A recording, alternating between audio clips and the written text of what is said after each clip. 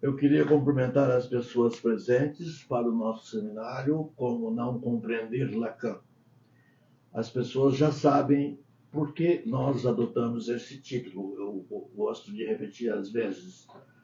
Porque Lacan sempre dizia, não me tentem compreender.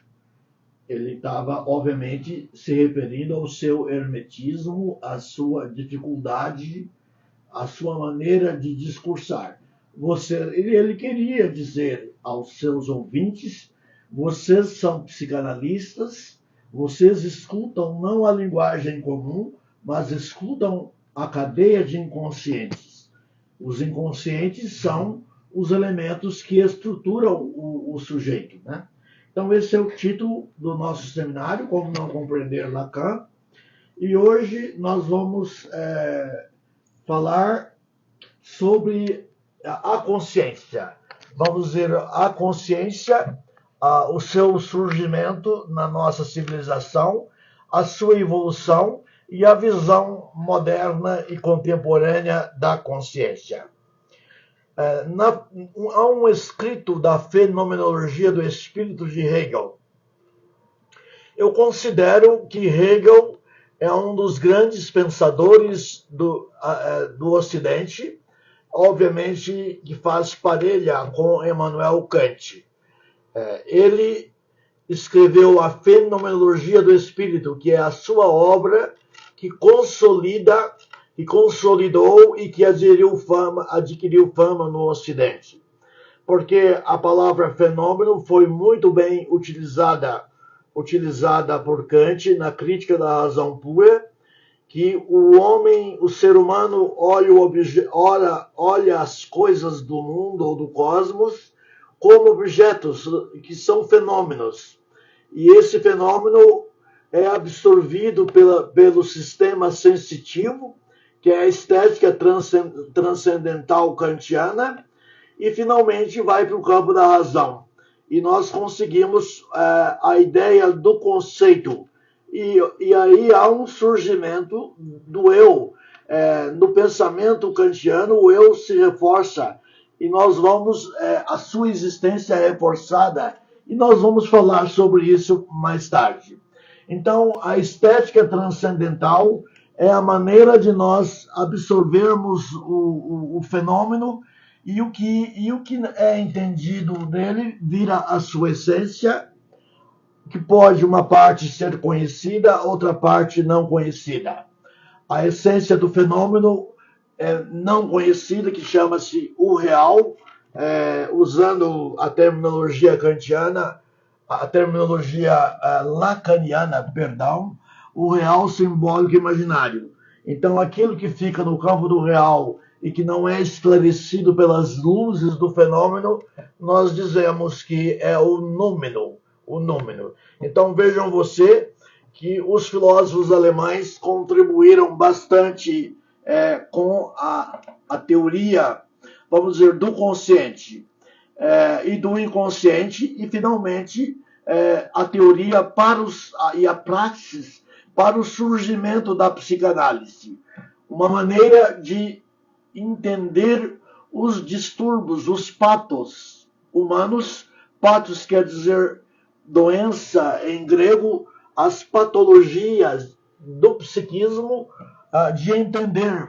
Mas entender o psiquismo, vamos dizer, nos tempos modernos, era muito difícil. A medicina só começou a funcionar de maneira prática ou ter alguma teoria depois da Primeira Guerra Mundial. Antes, mesmo a medicina tinha muito pouco a oferecer para a humanidade. Vacinaram soldados americanos para ir para a guerra na Primeira Guerra Mundial contra a gripe, você vê o nome de gripe espanhola, mas isso não, teoria viral não existia ainda na medicina. Então, escrito da Fenomenologia do Espírito, temos uma observação aqui: a verdade da certeza de si mesmo é para a consciência algo outro que ela mesma. Então, quando nós buscamos a verdade, nós trabalhamos com a ideia de um ser consciente e de um ser inconsciente, que também, tanto o consciente como o inconsciente, podem captar o que nós chamaríamos de conceitos que vão compor a aletheia, o termo em grego, ou a verdade, o termo latino, que é um termo que não me agrada muito. Então, nós temos na evolução da consciência o An sich sein, o ser em si, uma consciência que é limitada e que só tem importância para a sobrevivência natural do sujeito corpóreo. E o Für sich sein, o ser para nós, quando a consciência passa para o grande outro. Se a consciência passa de mim, do eu, para o grande outro, ela realmente passa a existir e a ter um significado da vida cotidiana do Homo sapiens. Ok? Mas o conceito desse verdadeiro, da verdade, que é levantado pela fenomenologia do espírito de Kant, o conceito desse verdadeiro desvanece na experiência que a consciência faz dele. Esse conceito desvanece na medida em que a representação epistemológica, o cognoscente do objeto, é apenas a parte que é absorvida no plano da razão humana.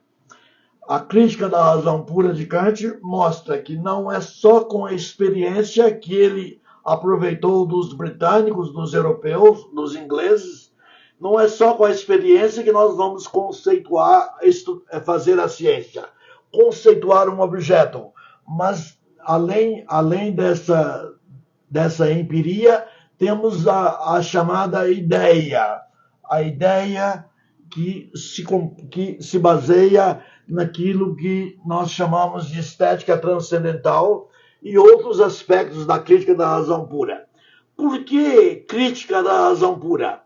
A razão pura era utilizada, a empiria, a experiência pura era utilizada pelos filósofos como David Hume, que dizia que o eu não existia. Então, David Hume dizia, o eu não existe. Então, para conceituar, ele utilizava apenas a experiência. Então, Kant diz a crítica da razão pura. Nem a razão pura, nem a experiência pura podem nos permitir fazer algo, ser fenomênico e ser conhecido. Ou seja, eu estou falando indiretamente do surgimento da ciência. O objeto se mostra, quando nós estamos analisando fenomenicamente o objeto se mostra antes não ser em verdade como era imediatamente em si. É claro que nós não captamos o objeto científico dos nossos estudos na sua totalidade, mas nós o entendemos na medida do possível, que é o fenômeno. O que não é entendido fica como número e a coisa na temporalidade pode ter alguma solução em relação ao real, simbólico, imaginário e os santons lacanianos. Nós temos o ser essente, da certeza sensível. Isso é fenomenologia. A coisa concreta da percepção, a força do entendimento, pois esse em si, o ser em si, é aquele ser que não foi pensado. O penso, logo existo, ou cogito sum, de René Descartes, é um avanço na medida em que ele mostra que um objeto, para existir, ele precisa de ser pensado. E ele, numa radicalidade, num momento de grande dúvida filosófica, ele tem dúvidas sobre a sua própria existência, mas no momento em que ele tem consciência do seu próprio pensamento, Parece que René Descartes está fazendo a evolução do Homo sapiens ao longo da civilização do homem. E ele realmente tem momentos em que ele se isola, fica 30 dias, não sei se isso é uma mitologia, pensando e sai convencido de que penso logo existo. Cogito ergo sum. Então, para o eu existir, eu tenho que pensar em relação ao outro. O eu e o grande outro. Isso é um conceito kantiano, ok? A consciência também nisso um ser outro. Sim, a consciência só existe se nós temos consciência da existência do grande outro. Isso nós podemos colocar de maneira clara e sem dubitação. Na psicanálise, o inconsciente também depende da existência do outro.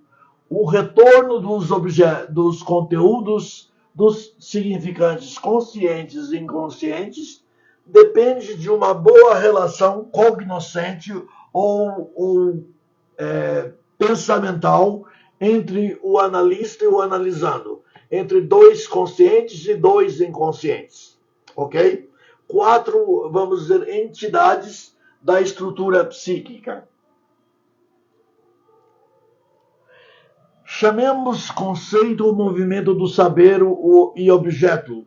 O saber como unidade tranquila. O objeto corresponde ao conceito não só para nós.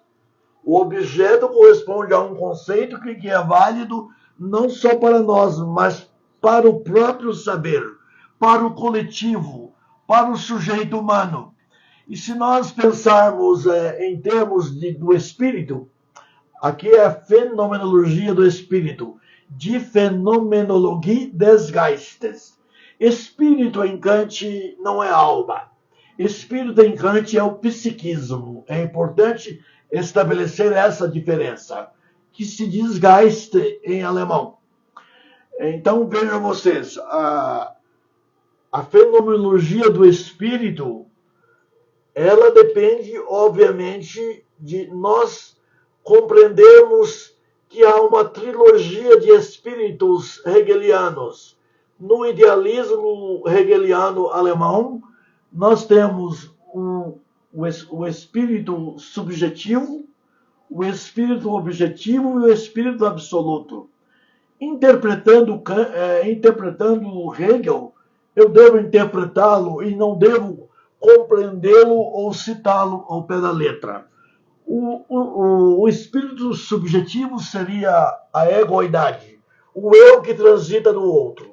O espírito objetivo seria o espírito do nós, o psiquismo do nós. E o espírito absoluto seria uma evolução considerada fenomênica, excessiva e maravilhosa do sujeito humano na compreensão do mundo, dele como ser no mundo, de si mesmo, do seu ser no mundo, der Sein in der Welt, e ter uma ideia do cosmos. Obviamente, para se ter ideia destas coisas, do cosmos, nós deveríamos ver o filósofo holandês que lançou a teoria de que Deus é o universo é Deus. E todos os objetos são parte da divindade, para esse filósofo holandês que é Benedito Spinoza. Ou de outra maneira, chamemos conceito o que é objeto em si. Objeto em si. Ele não saiu de si. E o objeto que é como objeto ou para um ou outro. Se o objeto saiu de mim como representação e foi para o outro, então eu tenho a consciência de mim para o outro. É uma consciência de nível avançado. Obviamente que muitas coisas estão recalcadas, denegadas ou fracluídas. Estão na estrutura ou no segmento do inconsciente, da estrutura do inconsciente, que é baseada em significantes. Se eu não estou no campo transferencial e se os inconscientes não dialogam, obviamente eu não vou compreender essas cadeias de inconscientes ou esses acontecimentos que são representados como inconsciente. O surgimento da consciência de si, o sair para o outro ou para o objeto. Nós já explicamos que a consciência de si só tem valor se ela for consciência do outro, se ela for consciência de nós. Então a consciência de si puríssima, ela não existe. Ela é um enigma. Ela é uma fase cherche, é uma fase arcaica, vamos dizer, da evolução do Homo sapiens. A evolução do espírito humano, nós já falamos do Ansirsein, do Fürsirsein, do ponto de vista fenomenológico. Nós não vamos encontrar isso em outros pensadores de maneira tão clara. Eu já falei sobre a trilogia de Hegel a propósito do sujeito ou do psiquismo, que é o espírito subjetivo, espírito objetivo e espírito absoluto. Não precisa repetir. O Iadelan e o ser da Lalang. O Iadelan é Iadelan, A do um. A1 é um termo lacaniano dentro da maneira de Lacan de mudar às vezes o idioma. Iadelan. O Kant, ele dizia que quando nós entendemos um fenômeno, nós passamos a ter um eu que está fora de nós, um eu que está em nós e um eu que está fora de nós. E a Lalang, o ser da Lalang? A Lalang não é a linguagem, mas é a musicalidade dos barulhos maternos orais que são enviados ao bebê, tá certo? Após o nascimento, aquela musicalidade oral que aparece em qualquer idioma, vamos dizer, da Terra, da humanidade, e essa musicalidade oral é um preparo para a linguagem, eu falei sobre isso no outro seminário, para a linguagem que surgirá. A evolução do conceito de ser em Hegel, a evolução do ser em Hegel é muito clara, porque ela prenuncia o aparelho psíquico que virá com Freud. Ele fala intensamente da consciência de si, da consciência em nós, da consciência do outro. E, obviamente, o inconsciente não deixa de falar do em si, não deixa falar do nós e não deixa de falar do outro. O inconsciente só pode ser fundado na situação transferencial do divã com a interação entre o eu, o das Ich, ou o sujeito, e o outro, que é o psicanalista. Hegel e Kant desmascaram David Hume. David Hume, o filósofo britânico, que dizia que estudar os fenômenos era um fenômeno da sensibilidade. Ele não acreditava na existência da razão e nem na existência do eu, David Hume. Ele dizia que o eu eram lampejos da sensibilidade, mas não era lampejos da razão, o eu. Então, eu fiz um seminário em que determinados pensadores do mundo ocidental, e mesmo do mundo antigo, do mundo grego clássico, do mundo romano, desprezaram bastante o eu. E o eu só começa a surgir com mais intensidade na Revolução Francesa e após o surgimento da psicanálise com os pré-freudianos e com os freudianos, e com Freud.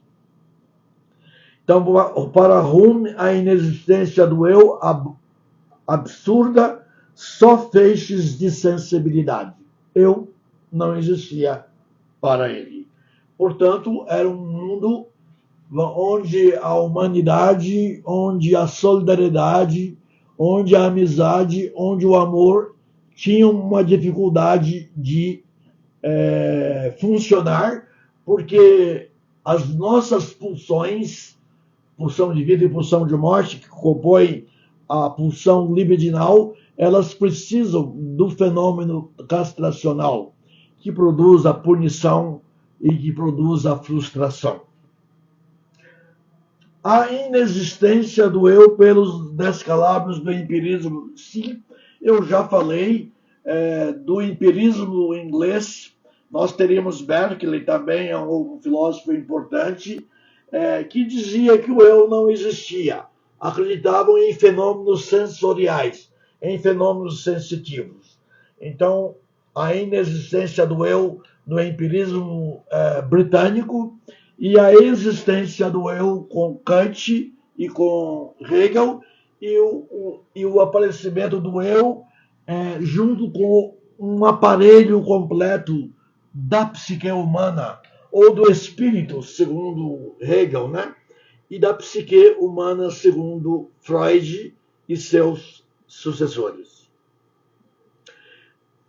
Kant dá um salto e pronuncia o eu. Ele afirma a existência do eu, sem dúvida, né? Eu já disse isso. Na crítica da razão pura, vamos rever esses dois pequenos tópicos. Na crítica da razão pura não cria conhecimento. Tem que ser a experiência iluminada pela razão para criar o conhecimento, e que Kant chamou de fenômeno. Então a crítica da razão pura foi feita. A razão pura não resolve tudo. A experiência pura não resolve nada. A razão pura não resolve nada. Ela precisa da parte experiencial. Então, na crítica da razão pura, o eu é a unidade da consciência. Segundo Kant, o eu é a unidade da consciência, dos fenômenos que compõem a consciência. Eu acho que isso é um grande avanço em relação ao empirismo. E ele afirma também, Kant, na sua obra, que na crítica da razão prática, outra obra, ele tem a crítica da razão pura, a crítica da razão prática e a crítica do costume.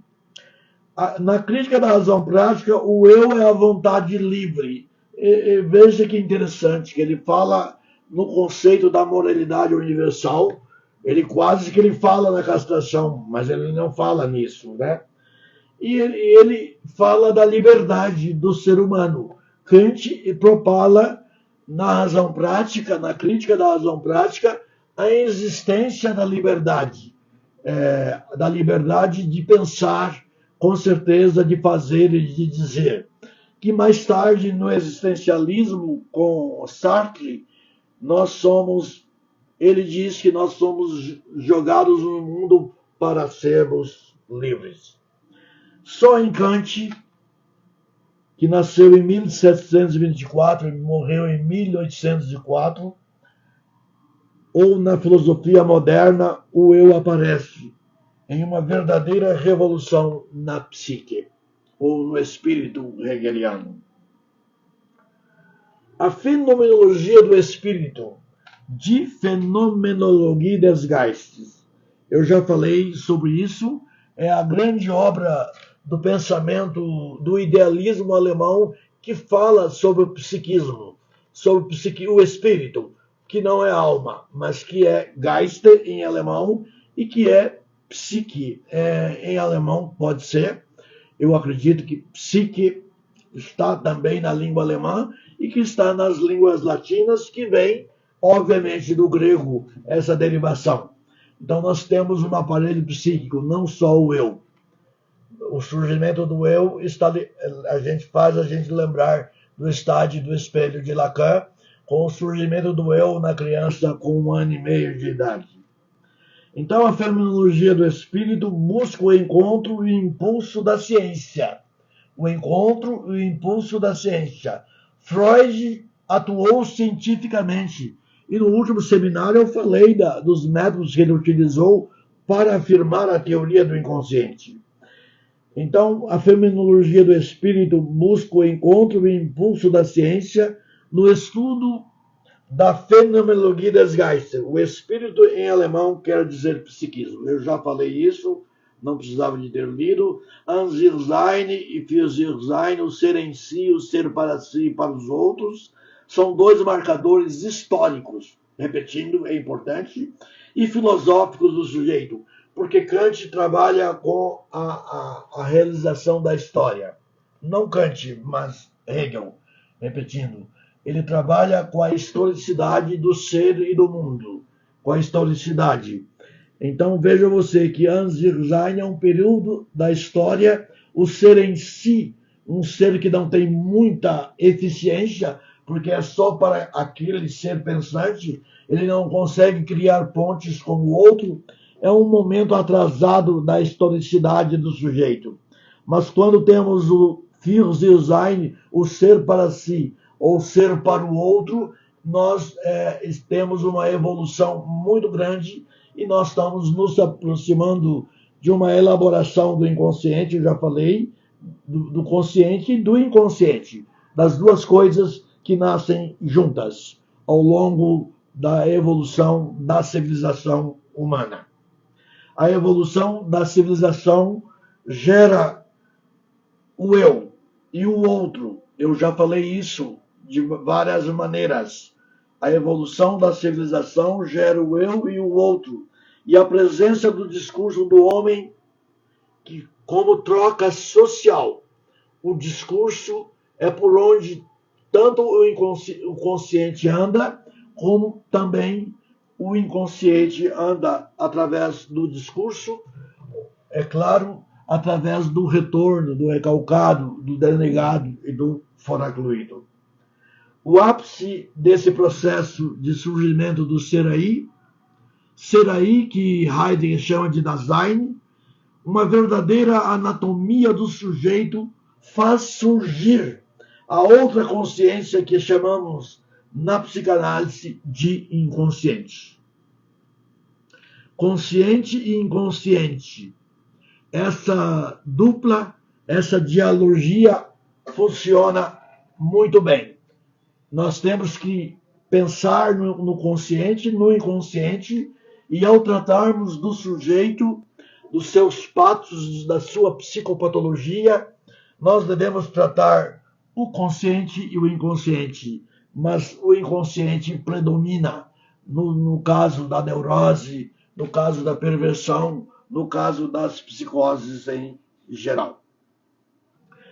E agora eu vou ver um texto de Lacan, eu não vou ler o texto todo, eu vou ler a parte do texto que eu achei que é importante eu fazer comentários.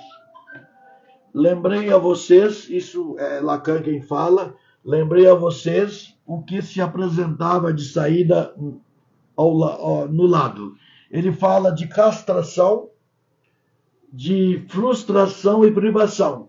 Esta trilogia de Jacques Lacan para a formatação de um sujeito ético. O sujeito que a castração ela é simbólica, o pênis é transformado em falo simbólico. A frustração é o sujeito da falta a ser. A pessoa busca amar aquilo que ela não tem. É aquilo que está na falta, que é produzida pela castração. E a privação, que também se relaciona com a questão da castração e da falta a ser. Essa é a grande trilogia lacaniana para a formação de um sujeito ético e de um sujeito civilizado. O que vem ser a castração? É uma ordem simbólica instituída e estabelece a lei no sujeito. A castração produz a lei fálica.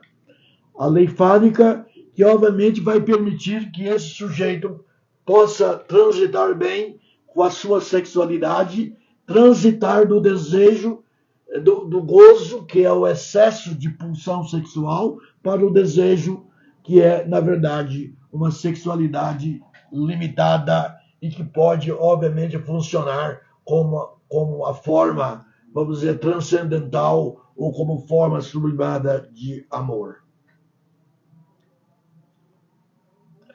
Esta questão da castração e da importância da castração, Lacan diz que tem uma longa coerência, vamos dizer, teórica em torno desse assunto.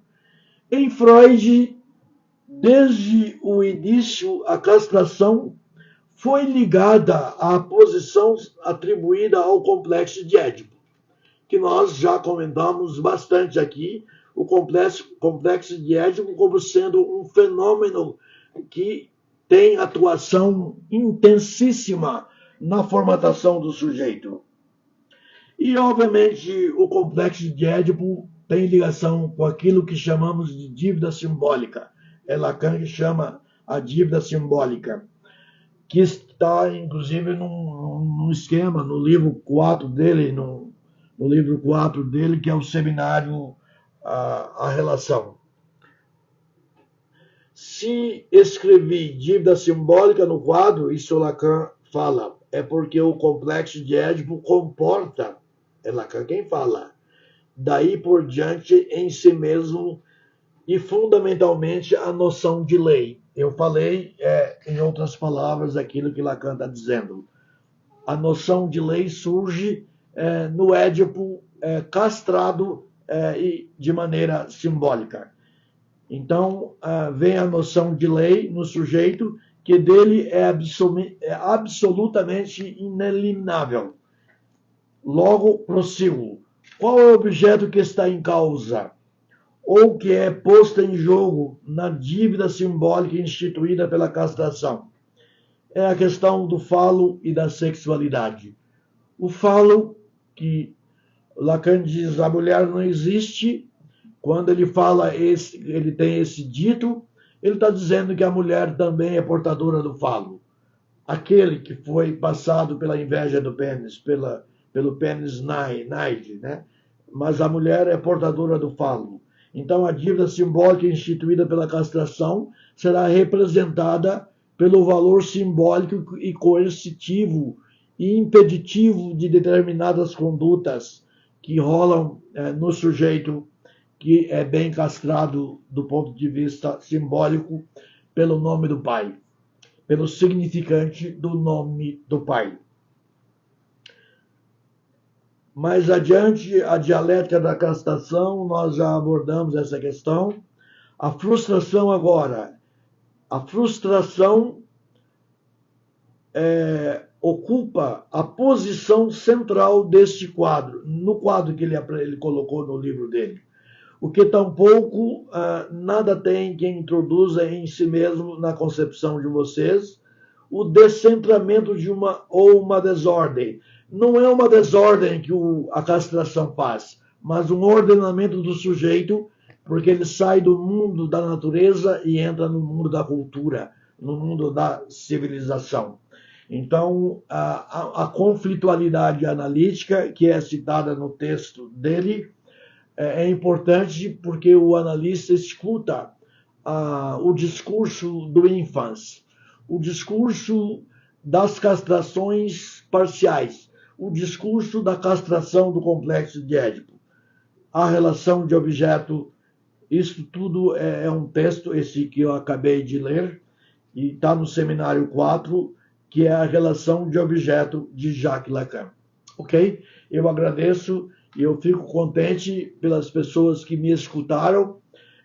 Hoje a gente está falando um pouco da relação entre a filosofia de Kant e de Hegel e Freud e Lacan na psicanálise. Os analistas precisam, e aqueles interessados em psicanálise, precisam também de se enriquecer na leitura de determinados autores que eu coloquei aqui, eu acabei de citar aqui, importantes para ajudar a psicanálise, tanto pessoal como clínica, e a psicanálise teórica e clínica dos analistas, ok?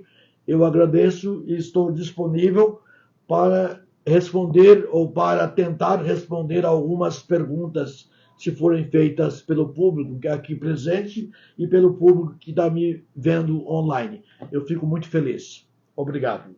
Ok, doutor Campos, vamos para as perguntas. A primeira seria, Na estruturação do sujeito humano, há uma sucessão entre inconsciente e consciente?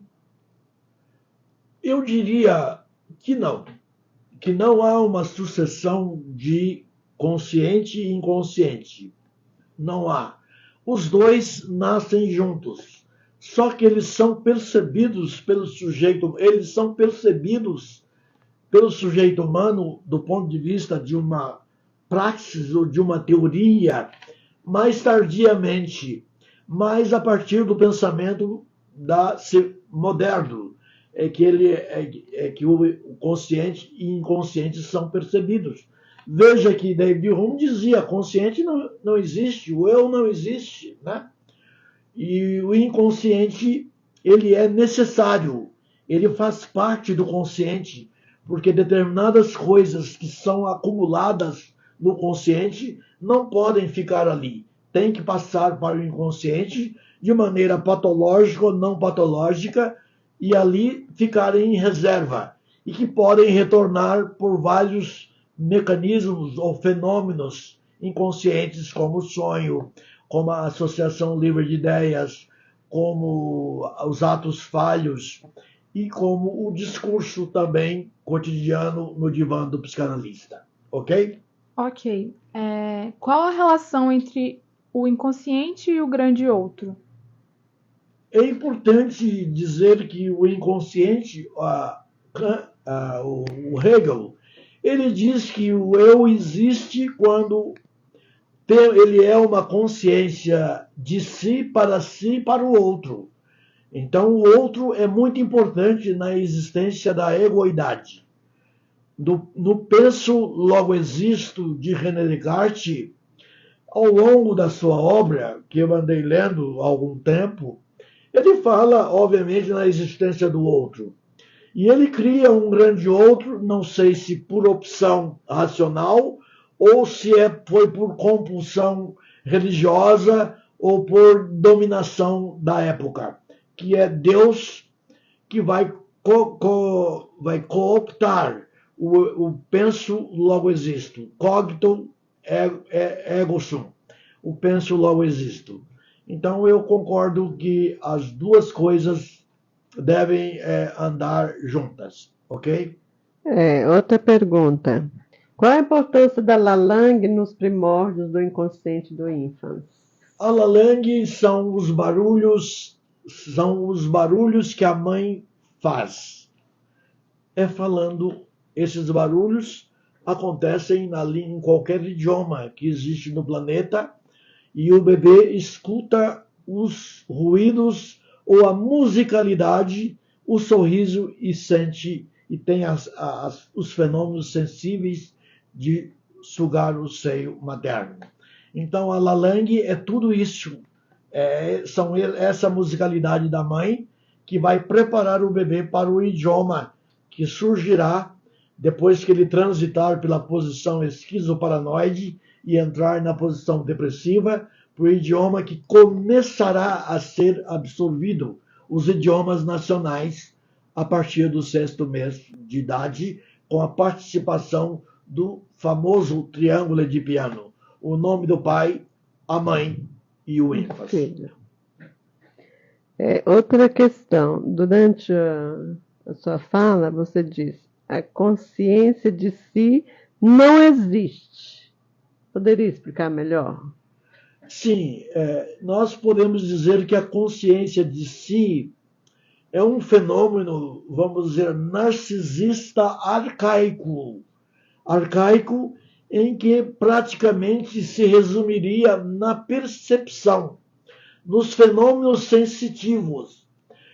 Para a consciência de si existir, ela tem que transitar dela mesma para o outro humano, e fazer uma dialogia, fazer um diálogo. Aí sim a consciência de si será importante.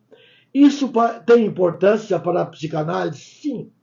Na medida em que o analisando tem consciência de determinados fatos, mas não tem o significado fenomênico daqueles significantes.